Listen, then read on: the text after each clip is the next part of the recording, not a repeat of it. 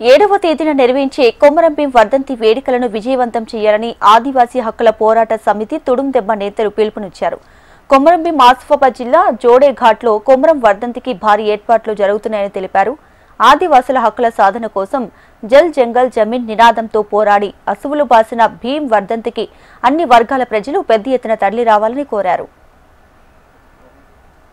80వ వర్ధంతిని ఈ నెల 7వ తారీఖున జోడేఘాట్లో అధికారికంగా నిర్వహించడం జరుగుతున్నది కాబట్టి తెలంగాణ రాష్ట్రంలో ఉన్నటువంటి అన్ని వర్గాల ప్రజలు, ప్రజాస్వామికవాదులు, మేధావులు పెద్ద ఎత్తున తరలి వచ్చి ఆ యొక్క వర్ధంతిని విజయవంతం చేయాలని చెప్పేసి మేము విజ్ఞప్తి చేస్తున్నాం.